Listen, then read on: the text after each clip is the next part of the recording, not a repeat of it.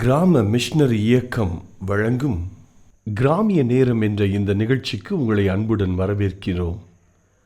இயேசு கிறிஸ்துவின் இனிய நாமத்தினாலே கிராமிய நேரம் என்ற இந்த நிகழ்ச்சிக்கு உங்களை அன்போடு கூட வரவேற்கிறோம். இப்பொழுதும் ஆண்டவருடைய வார்த்தைக்காக நாம் ஜெபிக்கலாம். ஆண்டவரே, பேசுவது நீங்கள் அல்ல, பரிசுத்த ஆவியானவரே என்று எழுதியிருக்கிறதே. எங்கள் ஒவ்வொருவோடு கூட உம்முடைய வார்த்தைகளை கொண்டு பேசுவது நீங்கள் அல்ல, பரிசுத்த ஆவியானவரே என்று சொல்லியிருக்கிற வார்த்தையின்படி எங்களோடு கூட நீர் பேசும், நீர் மகிமைப்படும். இயேசு நாமத்தினால் பிதாவே, ஆமென். இன்றைக்கு உங்களோடு கூட பேசும்படி ஆண்டவருடைய சமூகத்தில் ஜெபித்த போது பாருங்கள், நாம் இந்த உலகத்தில் வாழுகிற ஒவ்வொரு மனிதனிடத்தில் இருக்கிற ஒரு சுபாவம், மற்றவங்க என்னை பாராட்டணும், மனுஷர்கள் என்னை பாராட்டணும் அப்படிங்கிற ஒரு சிந்தையோடு கூட தான் நம்ம வாழ்வோம்.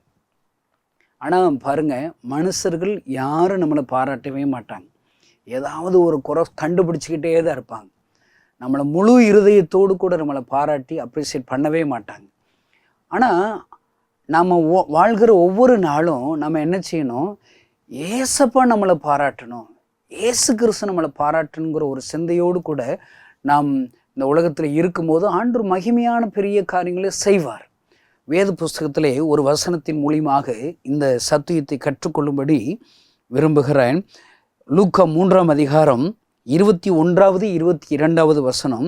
ஜனங்கள் எல்லோரும் ஞானசானம் பெற்றபோது இயேசுவும் ஞானசானம் பெற்று ஜெபம் பண்ணுகையில் வானம் திறக்கப்பட்டது, பரிசுத்த ஆவியானவர் ரூபம் கொண்டு புறாவை போல் அவர் மேல் இறங்கினார். வானத்திலிருந்து ஒரு சத்தம் உண்டாகி, நீர் என்னுடைய நேசகுமாரன், உண்மையில் பிரியமாயிருக்கிறேன் என்று உரைத்தது. பாருங்க, இயேசு கிறிஸ்துடைய வாழ்க்கையில் நடந்த சம்பவத்தை ஆண்டவர் நமக்காக எழுதி வைத்திருக்கிறார். இயேசு கிறிஸ்து நாம் வாழும்படி எப்படி வாழணும்னு சொல்லி ஒரு மாதிரியை காண்பிப்பதற்காகத்தான் நம் மத்தியிலே வந்தார். பாருங்க, அவர் நம்ம கொடுக்குற ஒரு மாதிரி என்ன? பிதாவானவர் வைக்கிற அந்த ஒழுங்கிற்கு, ஆண்டவருடைய வார்த்தைகளுக்கு கீழ்ப்படுகிறார். எப்படி? ஒவ்வொரு மனுஷனும் ஆண்டவரை ஏற்றுக்கொள்வதற்கு அடையாளமாக நம் ஞானசானம் பெற வேண்டும். அது ஒரு அடையாளம். ஆண்டவர் நமக்கு ஒவ்வொருவருக்கும் அது ஒரு கட்டளையாக வைத்திருக்கிறார். பாருங்கள், ஆண்டவர் அப்படிப்பட்ட வார்த்தைகளுக்கு கீழ்ப்படிந்த உடனே, இயேசு கிறிஸ்து கீழ்ப்படிந்த உடனே நடக்குகிற சம்பவத்தை தான் எழுதப்பட்டு இருக்கிறது. என்ன நடக்கிறது பாருங்கள். ஞானசானம் பெற்று ஜெபம் பண்ணுகையில் வானம் திறக்கப்படுகிறதாம். பாருங்க, பிதாவனுடைய வார்த்தைகள் கீழ்ப்படிஞ்ச உடனே வானம் திறக்கிறது. அதோடு பரிசுத்த ஆவியானவர் ரூபம் கொண்டு புறாவை போல அவர் மேல் இறங்கினார். அடுத்து வானத்திலிருந்து ஒரு சத்தம் உண்டாகி, இவர் என்னுடைய நேசகுமாரன், இவரை நான் பிரியமாயிருக்கிறேன். இவங்க இயேசு கிறிஸ்து என்னுடைய செல்ல பிள்ளை, இவரில் நான் பிரியமாயிருக்கிறேன். ஒரு பெரிய ஒரு சத்தம் உண்டாகுதுங்க. பாருங்க, இன்றைக்கு இது போலதான் நாம் ஒவ்வொருவரும் ஆண்டவருக்கு கீழ்ப்படியும் போதெல்லாம் பரலோக ராஜ்யத்தில் அங்கே ஒரு பெரிய ஒரு சந்தோஷம் உண்டாகிறது. ஐயா, ஆண்டவருக்காக ஆண்டவருடைய வார்த்தையில் கீழ்ப்படிஞ்ச உடனே அங்கு பாராட்டுகள் பரலோக ராஜ்யத்திலிருந்து வருகுதுங்க, சந்தோஷம் வருதுங்க. ஒருவேளை இயேசு கிறிஸ்து ஆண்டவருடைய வார்த்தையில் கீழ்ப்படிஞ்சு மூழ்கி ஞானஸ்நானம் எடுத்தவுடன் உண்டாகிற அதே சந்தோஷம் இன்றைக்கு நானும் நீங்களும் கீழ்ப்படியும் போது கட்டாயம் உண்டாகுங்க. கட்டாயம் ஒரு சந்தோஷம் உண்டாகும். ஆண்டவர் நம்மளை பாராட்டணுங்க. இதுதான் ஆண்டவர் நம்ம கற்றுக் கொடுக்குற பெரிய ஒரு பாடம் ஐயா. பாருங்க, நான் காலையில் எந்திரிச்சு இரவு வர என் கூட இருக்கிற யாராவது என்னை நெருங்கி இருக்கிற மனுஷர்களை சந்தோஷப்படுத்தணும். மனுஷர்களுக்கு அவங்க என்னை பாராட்டாப்புல வாழணும்னு சொல்லா தோல்வி மேலே தோல்வி வந்துக்கிட்டே இருக்குங்க. கட்டாயம் மனுஷர்களை திருப்திப்படுத்தவே முடியாது. அவங்க எதையாவது ஒரு குறை கண்டுபிடிச்சிக்கிட்டே இருப்பாங்க. என்னை பொறுத்தளவுக்கு என்னை சுற்றி உள்ளவங்க எல்லாம் மாமியார்கள் தாங்க. இந்த சத்தத்தை கேட்கிற சகோதரனே சகோதரியே, உன்னை அநேக கண்கள் பார்த்துக்கிட்டே இருக்குது.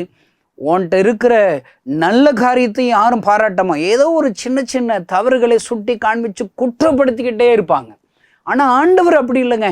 நீ ஆண்டவர் நாம மகிமைக்க ஒரு வார்த்தை கீழ்ப்படியும் போது ஆண்டவர் சந்தோஷப்படுவாருங்க.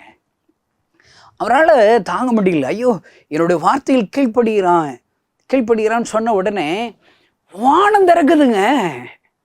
அங்கிருந்து தன்னுடைய இருதயத்திலிருந்து ஆண்டவர் பேசுகிறார், அப்ரிசியேட் பண்ணுகிறார், பாராட்டுகிறார். இவரில் நான் பிரியமாயிருக்கிறேன், என்னுடைய நேசகுமாரன் இவரில் நான் பிரியமாயிருக்கிறேன் என்று சொல்லி கர்த்தருடைய வார்த்தை வருகிறது ஐயா. பாருங்க, இதே போலதாங்க நாம் இன்றைக்கும் நாம் ஒவ்வொரு காரியத்துக்கு கீழ்ப்படியும் போது உடனே சந்தோஷம் அடைகிறது. ஆண்டவருடைய வார்த்தை பாருங்க, முதலாவது தேவனுடைய ராஜ்யத்தையும் அவருடைய நீதியும் தேடுங்கள், அப்பொழுது இவைகளெல்லாம் கூட கொடுக்கப்படும். இந்த உலக பிரகாரமான ஆவிக்குரிய பிரகாரமாக நமக்கு ஆசீர்வாதம் வேணுமாங்க, முதல்ல அவருக்கு பிரியமா அவர் பாராட்டுறாப்புல நம்ம நடக்கணுங்க. அவரை நம்ம அட்ராக்ட் பண்ணணும், அவர் நம்மளை அப்ரிசியேட் பண்ணுற அளவுக்கு நம்முடைய வாழ்க்கையினுடைய கிரியைகள் இருக்கணும். அவருடைய ராஜ்யத்தை முதல்ல தேடணும். காலையில் எந்திரிக்கிறீங்களாங்க, எந்திரிச்ச உடனே ஐயோ காஃபி எப்படின்னு தான் சொல்கிறது பழக்கமாக இருக்கட்டும். முதல்ல யார்கிட்ட தெரியுமா ஒரு கிறிஸ்தவன் பேசணும்? ஏசப்பாட்ட பேசணும், ஆண்டவர்கிட்ட பேசணும், ஜெபம் பண்ணிட்டு தான் அந்த நாளை ஆரம்பிக்கணும். இதான் முதலாவது அவருடைய ராஜ்யத்தை தேடுறது. அவர் என்ன பேசுவார் என்று சொல்லி அவருடைய வார்த்தைகளில் வாஸ்து, இந்த வார்த்தைகள் மூலிமா என் கூட ஏசப்பா பேசட்டும்னு சொல்லி அவரை கனப்படுத்தணும், அவருடைய வார்த்தைகளுக்கு முதலிடம் கொடுக்கணும். அப்பொழுதுதான் இந்த உலகத்திற்கு தேவையான எல்லா ஆசீர்வாதங்களையும் கூட ஆண்டவர் கொடுப்பாருங்க. ஒரு கிறிஸ்தவன் ஆண்டவர் எனக்கு என்ன கற்றுக் கொடுத்துருக்கார், அவருடைய வார்த்தை என்ன சொல்லுது, அவருடைய வேதாகமம் எனக்கு என்ன சொல்லுது, அதுக்கு நான் கீழ்ப்படினோன்னு சொல்லி ஒவ்வொரு நாளும் அதற்காக ஏங்கிக்கிட்டே இருக்கணுங்க. கீழ்ப்படிஞ்ச உடனே ஆண்டவர் நம்மளை இங்கு இயேசு கிறிஸ்து பார்த்து பாராட்டினது போல, சந்தோஷப்பட்டது போல நம்மளை பார்த்து ஆண்டவர் சந்தோஷப்படுவார். பாருங்க, சாத்ராக், மேசாக், ஆபேத்நேகோ, எனக்கு அந்த 3 பேர் ரொம்ப பிடிக்குங்க. அந்த 3 பேர் அங்கே ஒரு சிலைக்கு தலை வணங்கலை, அதனால் அங்கே என்ன ஆகுது, ஒரு பெரிய ஒரு அக்கனியில் அவங்கள தூக்கி எரிஞ்சிடுறாங்க. அவங்க பாருங்க, ஆண்டவர் என்னை விடுவித்தாலும் சரி விடுவிக்காமல் போனாலும் சரி ஆண்டவருக்காக நிற்கிறாங்க. பாருங்க, நிற்கிறாங்க. உடனே அங்கே என்ன நடக்குது தெரியுமா? சிங்காசனத்தில் வீற்றிருக்கிற என் ஆண்டவர் இறங்கி வந்துடுறாருங்க. எங்கே? அக்கனிக்குள்ளாக எங்கு தூக்கி போடப்பட்டார்களோ அந்த அக்கனிக்குள்ள 4வதாக ஆண்டவர் வந்துடுறாரு. என் பிள்ளைகள் எனக்காக வைராக்கியமாக நிற்கிறா பாருங்க, என் மேல நம்பிக்கை வச்சிருக்காங்க பாருங்க, என்ன விசுவாசிக்கிறாங்களே என் பிள்ளைகள், நான் அவர்களை விடுவிக்கட்டும் என்று சொல்லி இறங்கி வந்து விடுகிறார். நான் அடிக்கடி சொல்ற ஒரு வார்த்தை, நான் ஒருவேளை பரலோக ராஜ்யத்துக்கு போயிடுவேன்னு நினைக்கிறேன். நீங்கள் போயிடுவீங்களா? முதல்ல தலையை வைத்தாது பரலோக ராஜ்யத்துக்கு போகணும்னு சொல்லி உங்களுக்கு ஆசை இன்னைக்கு வரட்டும். அதுக்காகவே இந்த உலக வாழ்க்கையில் வாழணும். ஏன்னா அதுதான் நித்திய வாழ்க்கை, இது சும்மா கொஞ்ச நாட்கள். இன்றைக்கு காலையில் பூத்து மாலையில் மறைகிற பூவுக்கு ஒப்பானது. நம்ம வாழ்கிறதே பரலோக ராஜ்யத்துக்கு போயிடுறோங்க. ஒருவேளை கடவுள் சித்தமானால் பரலோக ராஜ்யத்திற்கு நான் போவேனால் எனக்கு ஒரு ஆசை இருக்குது. அங்கே சாத்ராக், மேசாக், ஆபேத்நேகோ அவங்களெல்லாம் நான் பார்ப்பேன். அவங்கள கூப்பிட்டு உட்கார வச்சு கொஞ்சம் நேரம் நான் அவங்கள்ட்ட பேசணும்னு சொல்லி ஒரு அப்பாயின்மெண்ட் வாங்கி அவங்கள்ட்ட பேசுவேன். என்ன பேசுவேன்னு நினைக்கிறீங்க? இங்கே வாங்குங்க, நீங்கள் ஆண்டவருக்காக என்ன செஞ்சீங்க? ஆண்டவர் உங்களுக்காக பரலோக ராஜ்யத்தில் இருக்கிறவர் அவர் வாட்டு கீழே இறங்கி வந்து உங்கள் கூட உலாவிக்கிட்டு இருக்கிறாரு, உங்களை விடுவிக்கணும்னு சொல்லி வந்துக்கிட்டு இருக்காரு. நீங்கள் என்னங்க அப்படி ஊழியம் செஞ்சுட்டீங்க? நான் உங்கள்கிட்ட என்ன தெரியுமா கேட்பேன், என்ன போல் நீங்கள் கைப்பிரதி கொடுத்தீங்களா, தெரு பிரசங்கம் பண்ணீங்களா, ஒருவேளை மரத்தடி, சாவடி, பொது இடங்களில் உட்கார்ந்து சிறுவர் ஊழியம் செஞ்சீங்களா? இப்போ நான் ஒரு வாலிபர் முகாம் நடத்தி அந்த முகாமில் 41,000 வாலிபர்கள் பங்கு பெற்றாங்க. இப்படிப்பட்ட வாலிபர் முகாமில் நடத்துனீங்களா? ஒருவேளை பூமியில் இருக்கும்போது எனக்கு ஒரு தரிசனம் இருக்குது, 7,000 மிஸ்டரிகளை நான் உருவாக்கணும், 1,00,000 கிராமங்களை ஏசப்பாவுக்கு சொந்தமாக ஆக்கணும்னு சொல்லி இலக்கோடு நான் ஊழியம் செஞ்சேன். நீங்கள் ஏதாவது செஞ்சீங்களா? அவங்க என்ன கேட்டாலும் இல்லையே. நாங்கள் என்ன தெரியுமா செஞ்சோம்? ஒரே ஒரு காரியம், அந்த பொற்சொலைக்கு நாங்கள் வணங்கலை, தலை வணங்கலை. கர்த்தரை தவிர யாருக்கு நாங்கள் தலை வணங்க மாட்டோம்னு சொல்லி வைராக்கியம் கொண்டோம். இது ஒன்று தான் செஞ்சோம் அப்படி சொல்லுவாங்க. பாருங்க, எத்தனை பெரிய ஆச்சரியம். இந்த சத்தத்தை கேட்கிற சகோதரி, இந்த உலக வாழ்க்கையில என் ஆண்டவருக்காக எங்கெல்லாம் நீ வைராக்கியமாக நிற்கிறாயோ அங்கெல்லாம் ஆண்டவர் உன்னிடத்தில் தேடி வருவார் ஐயா. அங்கு சாத்ராக், மேசாக், ஆபேத்நேகோ மூலியமா ஆண்டவர் கற்றுக்கூட பெரிய பாடம் என்ன தெரியுமாங்க? தலை முடி கூட வெந்து போகலைங்க, ஒரு சேதம் இல்லைங்க, ஒரு சேதம் இல்லை. இன்னைக்கு நீங்கள் இந்த வார்த்தைகளை கேட்குற நீங்கள் ஒப்பு கொடுங்க, நான் ஆண்டவருக்காக வாழ போகிறேன், ஆண்டவர் என்னை பாராட்டணுங்க, நான் செய்கிற ஒவ்வொரு காரியத்திலும் ஆண்டவர் என்னை பாராட்டுறேன்னு சொல்லி நீங்கள் தீர்மானம் எடுத்து வாழ்ந்து பாருங்கங்க. மனுஷருக்காக இல்லை, யாரும் என்னை பாராட்ட வேண்டியதில்லை, ஏசப்பாவுக்கு இது பிடிக்கும்னு நான் அதை செய்ய போகிறேன்னு செஞ்சு பாருங்க. ஒரு சேதமும் இல்லாதபடி உங்கள் குடும்ப வாழ்க்கையை ஆசீர்வதிப்பார், உங்களுடைய பிஸ்னஸை ஆசீர்வதிப்பார், உங்களுடைய எதிர்கால வாழ்க்கையை ஆசீர்வதிப்பார். நீங்கள் செய்கிற எல்லாவற்றையும் ஆண்டவர் வாய்க்க செய்வாருங்க. இதுதான் ஆண்டவர். உங்களை சொல்லி பாராட்டிக்கிட்டே இருப்பார். பாருங்க, 100க்கு அதிபதி தான் வீட்டில் இருக்கிற வேலைக்காரனுக்காக ஏசுனார்கிட்ட போகிறான். அவனுக்கு சுகம் இல்லை. ஆண்டவர் சொல்கிறார், நான் உங்கள் வீட்டுக்கு வந்து ஜெபம் பண்ணுறேன் அப்படிங்கிறாரு. அவன் சொல்கிறான், நீங்கள் ஒன்றும் வர வேண்டாம் ஏசப்பா, நான் எங்கள் வீட்டில் எவ்வளோ வேலைக்காரங்க, நான் வானா வர்றேன் போனா போகிறேன், நீங்கள் எதுக்கு வர்றீங்க? நீங்கள்லாம் சும்மா சின்ன ஆண்டவரா? உங்கள்கிட்ட எவ்வளோ பெரிய வல்லமை இருக்குது, நீங்கள் ஒரு வார்த்தை இங்கேருந்து சொல்லுங்கள், சுகமாயிருவான்னு சொல்கிறாங்க. ஆண்டரை பார்த்து, அதாவதுங்க ஆண்டரை அவனை பாராட்டுறாருங்க. நீங்கள் மத்திய 8ஆம் அதிகாரம் 10ஆம் வசனத்தை வாசித்து பார்த்தீங்கன்னா எவ்வளவு அழகாக அவனை பார்த்து பாராட்டுறாரு பாருங்க. இயேசு இதை கேட்டு ஆச்சரியப்பட்டு, ஏசப்பாவுக்கு ஆச்சரியம் வந்துருச்சு.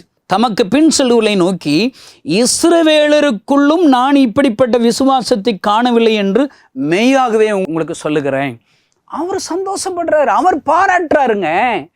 100க்கு அதிபதி ஏசப்பாவோட பாராட்ட பெற்றுட்டார். இன்னைக்கு இருக்கிற சர்ச்சு தலைவர்கள் ஏசப்பா உங்களை பார்த்து, உங்கள் ஊழியத்தை பார்த்து ஆண்டவர் பாராட்டுறாரா? கிறிஸ்தவ நண்பர்களை உங்களை பார்த்து ஏசப்பா பாராட்டுறாரா? என் பிள்ளைக்கு நான் அரசாங்கத்தில் ஒரு வேலை கொடுத்தேன், அவன் லஞ்சம் வாங்க மாட்டான் பாரு. எத்தனை பேருக்கு கரிசனை அன்போடு சிரிச்ச முகத்தோடு கூட என் நாம மகிமைக்கா வேலை பார்க்குறான் பாரு. உங்களை குறித்து ஆண்டவர் பாராட்டு வராங்க. ஆண்டவர் சொல்றார், இஸ்ரவேலருக்குள்ளும் இப்படிப்பட்ட விசுவாசத்தை பார்க்கலாம். என்ன, கிறிஸ்தவங்கள்ட்ட ஒருத்தர்கிட்ட கூட அப்படிப்பட்ட ஆச்சரியப்படுத்துகிற ஒரு பண்பு, ஒரு கனி இல்லவே இல்லைன்னு சொல்லி ஆண்டவர் வேதனையோடு ஆச்சரியப்படுறார். என் பிள்ளைகள்கிட்ட இல்லைப்பா, ஆனால் என் பிள்ளை இல்லாத இந்த 100க்கு அதிபதிக்கு இருக்கேன்னு சொல்லி பாராட்டுறார். ஒருவேளை எனக்கு ஏசப்பா என்னை குறித்து நான் அடிக்கடி சொல்லுவேன், இந்த உலகத்திலேயே என்ன ஏசப்பாவுக்கு ரொம்ப பிடிக்குங்க. இந்த உலகத்திலேயேங்க, நீங்கள் வேணா உங்களுக்கு தீர்க்க தரிசனம் வர இருக்குன்னா போய் கேளுங்களேன். ஏசப்பா உங்களுக்கு யாரை பிடிக்குன்னு கேட்டு பாருங்க. அவர் சொல்லுவார், டேவிட் கணேசை தான் பிடிக்கும்னு சொல்லுவார். ஆமாங்க, நான் என்ன சொன்னாலும் கேட்பார். நான் ஜெபம் பண்ணா பதில் கொடுப்பார். நான் தொட்டா பிசாசு ஓடுது, வியாதிகளை சுகமாக்குகிறார். என் ஆண்டவர் என்னை அவ்வளவாக நேசிக்கிறார். ஐயா, நான் அடிக்கடி கற்றுக்கொள்கிற பெரிய பாடங்களில் ஒன்று தெரியுமா, நான் இயேசுவை சந்திப்பதற்கென்று ஒரு நேரம் வைத்திருக்கிறேன். ஒரு குறிப்பிட்ட நேரம், ஒரு நாளைக்கு ஒரு 3 மணி நேரமாவது நான் ஜெபிக்கணும், ஏசப்பாட்ட பேசணும்னு சொல்லி ஒரு ஜெப நேரம் வச்சுருக்கிறேன். இப்போ இரவு 12 மணிலேருந்து 3 மணி வரைக்கும் அப்படின்னு வச்சுக்கோங்களேன். சில நேரங்கள் மாறலாம். அந்த 12 மணி நெருங்க 10 மணி ஆகுதா, இன்னும் 2 மணி நேரம் இருக்குது, இன்னும் 1 மணி நேரம் இருக்குது, ஐயோ 1/2 மணி நேரம் ஏசப்பாவை நான் சந்திக்க போகிறேன். ஏசப்பா எனக்காக காத்திருப்பார். அந்த 12 மணி வரும்போது ஏசப்பாவுடைய அந்த ஜெப நேரத்தில், ஜெப அறையில் போய் நான் முழங்கால் போட்டு நான் ஒன்று சொல்லுவேன் பாருங்க, ஏசப்பா உங்கள் செல்ல பிள்ளை கணேசன் வந்திருக்கிறேன்னு சொன்ன உடனே, ஐயோ தேவ மகிமை நான் ஜெபிக்கிற அந்த அறையை நிரப்புகிறது ஐயா. ஆண்டவர் என்னை தொடுகிறார், கட்டி அணைக்கிறதை என்னால் உணர முடிகிறது. நிறைய நேரங்களில் இயேசுவை சந்திக்கிறதுக்கு முன்பாக என் மனதெல்லாம் காயம், வேதனை, அவமானம், நிந்தை. யாரோ ஒரு என்னை குறை சொல்லிவிட்டார்கள், என்னுடைய பிரசங்கத்தை குறை சொல்லிவிட்டார்கள், என்னுடைய ஊழியத்தை கிரிட்டிசிசம் பண்ணிவிட்டார். நிறைய காயங்க. அநேக நாட்கள் இப்படிப்பட்ட காயத்தோடு, வேதனையோடு தான் இந்த ஊழியத்தை செய்கிறேன். நான் வேதனையோடு, ஆனால் ஆண்டவரை சந்திக்க போகும்போது ஏசப்பா என்னை அந்த ஜெப நேரத்தில் கட்டி அணைக்கிறார், எனக்கு ஆறுதல் படுத்துகிறார், என்னை தேற்றுகிறார். பயப்படாத, நான் இருக்கிறேன்ல, நான் உன்னோடு கூட இருப்பேன் என்று ஆண்டவர் சொல்லுகிறார். இதுதான் ஐயா என் ஆண்டவருடைய அன்பு ஐயா. எப்பொழுது நான் ஆண்டவருக்கென்று ஒரு ஜெப நேரம் வைத்து ஜெபிக்கும்படி ஆண்டவரை சந்திக்க போகிறேனோ அப்பெல்லாம் ஆண்டவர் அங்கே வந்துடுறாருங்க. கிறிஸ்தவ நண்பர்களே, ஏசப்பா 1 மணி நேரமாவது எனக்காக கொடுக்க மாட்டியா, ஜெபம் பண்ண மாட்டியான்னு சொல்லி பைபிளில் எழுதி வச்சிருக்கிறாரு. அவர் விரும்புகிறார், கேட்கிறார். எப்படியாவது ஒவ்வொரு நாளும் நான் 1 மணி நேரம் ஜெபம் பண்ணுவேன்னு சொல்லி மனசில் தீர்மானம் போட்டு நீ ஜெபிக்க போறியா, ஆண்டவர் உன்னை பாராட்டுவாருங்க. உன்னில் அவர் சந்தோஷம் அடைவார் ஐயா. பாருங்க, ஆண்டவர் அவர் பாராட்டுற விதங்களை யோபுவை பார்க்குறாரு. யோபுவை பார்த்து சாத்தான்கிட்ட அவ்வளவு அழகாக பேசுகிறார் பாருங்களேன். நான் வாசிக்கிறேன் பாருங்க உங்களுக்கு. யோபு 1ஆம் அதிகாரம் 8ஆம் வசனத்தை பாருங்க. கர்த்தர் சாத்தானை நோக்கி, என் தாசனாகி யோபுவின் கவனம் வைத்தாயா? என் பிள்ளைய பார்த்தியாப்பா, என் தாசன் அவன். கவனம் வைத்த ஆண்டவர் பாருங்க, சர்டிஃபிகேட் பாருங்க, அவர் எப்படியெல்லாம் அவனை பாராட்டுறாரு பாருங்க. அவன் உத்தமனா இருக்கிறான், சன்மார்க்கனும், தேவனுக்கு பயந்து இருக்கிறான். இந்த உலகத்துல எனக்கு பயப்படுகிற பிள்ளைப்பா யோபு. சகோதரனே, இன்னைக்கு உன்னை குறித்து ஏசப்பா யார்கிட்டையாவது சாட்சி கொடுப்பாரா? சாட்சி கொடுக்க முடியுமா? அவர் சந்தோஷம் அடிச்சு உன்னை பாராட்டுவாரா? இங்க சொல்றாரு, பொல்லாப்புக்கு விலகிறவன். என் பிள்ளைக்கு பக்கத்துல ஒரு பொல்லாப்பு வருதா, பாவம் செய்கிற சூழ்நிலை வருதா, உடனே விலகி ஓடிடுவான். அதான் யோசேப்பு அந்த தனியாக ஒரு அறைக்கொலை, பாவம் செய்கிற ஒரு அழைப்பு வருகிறது, சூழ்நிலை வருகிறது, தன்னுடைய வஸ்திரத்தை விட்டு ஓடுகிறான். இத்தனை பெரிய பொல்லாங்கான பாவம் செய்வது எப்படி, என் ஆண்டவருக்கு முன்பாக இந்த பாவம் செய்வது எப்படி என்று யோசேப்பு ஓடுகிறான். அந்தரங்கத்திலே அவன் ஆண்டவருக்கென்று பரிசுத்தத்திற்காக வைராக்கியம் கொண்டபடியால் எகிப்தின் அதிபதியாக, ஒரு அதிகாரியாக ஆண்டவர் உயர்த்துகிறார். ஐயா, அருமையான சகோதரே சகோதரியே, இன்றைக்கு ஆண்டவர் என்ன பார்க்கிறார்? அவர் என்ன பாராட்டணும், அவரை நான் சந்தோஷப்படுத்தணும், அவருக்காக வைராக்கியம் கொள்ளணும். ஒருவேளை போத்திபார் மனைவி என்னை கூப்பிடுறாங்க, அவங்களுடைய பாராட்டுக்காக நான் இணங்கி, யோசேப்பு இணங்கி இருந்தா அவனுடைய வாழ்க்கையில் இருக்கிற அபிஷேகம் போச்சுங்க. பெரிய ஒரு தேவனுடைய திட்டம் அங்கே போயிருக்கும். இன்னைக்கு நிறைய கிறிஸ்தவர்கள் ஆண்டவர் அவங்க மீது வைத்திருக்கிற நம்பிக்கை இழந்ததினால் இன்றைக்கு எழுப்புதல் தாமதமாகிறது. ஐயா, தாமதமாகிறது. யோபுவின் ஆண்டவர் பாராட்டுகிற, அவர் சொல்லும்போது, பொல்லாப்புக்கு விலகுவனுமாகிய அவனை போல் பூமியில் ஒருவனும் இல்லை என்று சொல்லுகிறார். அருமையான தேவடி பிள்ளைகளே, யோபுவை பாராட்டினது போல என்ன பாராட்டணும்னு சொல்லி நான் விரும்புகிறேங்க. உங்களை பாராட்டணும்னு சொல்லி நீங்க விரும்பணுங்க. 23 வருடங்களாக இந்த இயேசுவை நான் பிரசங்கிக்கிறேன். நான் ஊழியம் ஆரம்பத்தில் இருந்துங்க, எந்த மனுஷர்களுக்காக நான் ஊழியம் செய்யலைங்க. நிறைய பேர் என்னை சர்ச்சில் பிரசங்கம் பண்ண கூப்பிடும்போது, எங்கள் சர்ச்சில் இப்படியெல்லாம் நீங்கள் பேசினாதான் எங்கள் சர்ச்சுக்காரங்களுக்கு பிடிக்கும்பாங்க. ஐயா, உங்களுக்கு பிடிக்கிறதுக்காகவா நான் பிரசங்கம் பண்ண வந்திருக்கிறேன்? நான் எங்கள் சர்ச்சில் ஏசப்பா வார்த்தைகளை கேட்பேன். எனக்கு ஏசப்பா என்ன சொல்கிறாரோ அதை தான் சொல்லுவேன். ஒரு ஆலயத்திற்கு ஆண்டுடைய வார்த்தைகளை சொல்லும்படி அழைக்கப்பட்டிருந்தேன். பெரிய ஒரு அங்கே விழா நடக்கிறது, விற்பனை விழா நடக்கிறது. சந்தோஷத்தோடு நல்ல அழகழகாக ட்ரெஸ் பண்ணியிருக்கிறாங்க. ஆண்டவர்கிட்ட ஜோமனை, ஏசப்பா உங்களுக்கு என்ன பேசணும்னு சொல்லுங்கன்னு சொன்னான். ஏசப்பா எனக்கு என்ன தெரியுமா சொன்னார்? சவுளே சவுளே, ஏன் என்னை துன்பப்படுத்துகிறாய்? இந்த திருச்சபையின் ஜனங்களை என்னை துன்பப்படுத்துகிறார், நீ அவர்களை பார்த்து கேள் என்று சொன்னார். அதை தான் பிரசங்கம் பண்ணாங்க. அவங்க சர்ச்சு முடிஞ்சோடனே அந்த சர்ச்சில் எல்டர் சொன்னாங்க, உங்களுக்கு நாங்கள் 20,000 ரூபா காணிக்க தர்றதா நாங்கள் முடிவு பண்ணியிருந்தோம். நீங்கள் இவ்வளவு கண்டித்து பேசுனதுனால, இவ்வளோ ஒரு ஃபங்க்ஷனில் சந்தோஷமாக ஒரு ஆறுதல் வார்த்தை நீங்கள் பேச வேண்டாமா? நீ ஏசப்பாவை ஏன் துன்பப்படுத்துறீங்க, ஏன் அழ வைக்கிறீங்க நீங்கள் பேசுனதுனால நாங்கள் கொடுக்க வேண்டிய காணிக்கை உங்களுக்கு நாங்கள் கொடுக்க மாட்டோன்னு சொல்லி அதில் ஒரு 5ல் 1 பகுதி காணிக்கையே சும்மா வேணுக்குன்னு கொடுத்து விட்டாங்க. நான் சொன்னேன், உங்கள் காணிக்கை எனக்கு எதுக்குங்க, ஏசப்பா இருக்கிறாருங்க, அவர் ஐஸ்வர்ய சம்மன்னர் ஐயா, நான் இயேசுவுக்காக பிரசங்கிக்கிறவன். நான் ஊழியத்துக்கு வரும்போதுங்க யாரும் எனக்கு லீடர் கிடையாதுங்க, யார் கிறிஸ்தவ நண்பர்கள் எனக்கு தெரியாது, எனக்கு பைபிளே என்கிட்ட கிடையாதுங்க, புதிய ஏற்பாடு பழைய ஏற்பாடு பிரிவினையே கிடையாது. எனக்கு தெரிஞ்சதெல்லாம் 2 சத்தியங்க. ஒன்று, ஏசப்பா எனக்கு உயிர் கொடுத்துருக்கிறாருங்கிற ஒரு சத்தியம். எனக்கு நல்ல டேஸ்ட் பண்ணியிருக்கிறேங்க. நிறைய கிறிஸ்தவங்கள் வசனங்கள் தெரிஞ்சு என்னங்க பிரயோஜனம், அந்த வசனத்தில் உன்னுடைய அனுபவம் என்ன, அதனை டேஸ்ட் பண்ணியிருக்கிறியா? முனியாண்டி விலாஸ் ஹோட்டல் நல்லா இருக்கும், நீ சாப்பிட்டு பார்க்கணும்ல. வேத வசனங்கள் ஜீவன் உள்ளது, ஆரோக்கியம் உள்ளது, நீங்கள் அதை உங்களுடைய வாழ்க்கையில் அனுபவமாக்கி கொள்ளணும்ல. மூல கிறிஸ்தவனாக இருக்கக்கூடாது. இன்னைக்கு நிறைய கிறிஸ்தவங்களுக்கு அறிவு ஜாஸ்தி இருக்குது, புத்தி கம்மியாக இருக்குதுங்க. வசனத்தை அறிஞ்சு என்னங்க பிரயோஜனம், அந்த வசனத்தின்படி நடக்கணும்ல. டாக்டருக்கு படித்து என்னங்க பிரயோஜனம், உனக்கு ஊசி குத்த தெரியல, டாக்டருக்கு படிச்சிருக்கிறேன், எனக்கு ஊசி குத்த தெரியலன்னா நீ நான் டாக்டரா? நீ சர்ச்சுக்கு 5 வருஷம் 10 வருஷம் 50 வருஷம் சர்ச்சுக்கு போய் என்ன பிரயோஜனம்? ஒரு கிறிஸ்தவனா உன்னால வாழ தெரியலையே. மற்ற ஒரு வியாதிஸ்களுக்காக, புறஜாதிகளுக்காக, பிசாசின் கட்டப்பட்டுள்ள ஜனங்களாக ஜெபித்து உன்னால விடுதலை வாங்கி கொடுக்க முடியலையே. இயேசுவை சந்தோஷப்படுகிற ஒரு வாழ்க்கை வாழ உனக்கு தெரியல, நீ நான் கிறிஸ்தவனா? கனி கொடுக்கிற ஒரு வாழ்க்கை வாழ வேண்டும் ஐயா. அவரை நான் சந்தோஷப்படுத்த வேண்டும் என்ற ஒரு வாழ்க்கை வாழ வேண்டுமே. நீ வாழ்றியா? நான் சொல்கிறேங்க, 23 வருஷத்துக்கு மேலா என்கிட்ட 2 விஷயம் ஏசப்பாக்கு தெரியும். ஒன்று, ஏசப்பா எனக்கு சுகம் கொடுத்தார். இன்னொன்று, என் கண்ணீரை துடைத்து எனக்கு சுகம் கொடுத்த ஆண்டவர் கண்ணீரோடு கூட இன்றைக்கும் இருக்கிறார். அவரை நான் முகமுகமாக தரிசித்த போது அவர் அழுது கொண்டே இருந்தார். தன் பாரங்களை சொல்லி சொல்லி அழுகிறார். நானே தேவன், என்னை தவிர வேறு தேவர்கள் இல்லை. நான் இந்த ஜனங்களுக்காக பரிதபிக்கிறேன். என்னால் படைக்கப்பட்ட என் ஜனங்கள் இவளை ஆசீர்வதிக்க விரும்புகிறேன், சந்தோஷம் தர விரும்புகிறேன், சமாதானம் தர விரும்புகிறேன், வியாதிகளை சுகமாக்கும்படி விரும்புகிறேன்.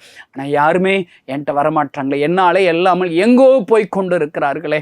என் ஆண்டவர் யாக இயேசு கிறிஸ்து அழுகிற அந்த முகத்தை என் கண்கள் முன்பாக வருகிறது ஐயா. அவர் அழுது கொண்டே இருக்கிறார். அதனால் தான் இன்றைக்கு ஊழியம் செய்கிறேன். இயேசு அழுது கொண்டு இருக்கிறார் என்பதற்காக தான் தெருவில் நின்று என் இயேசுவை பிரசங்கித்தேன் ஐயா.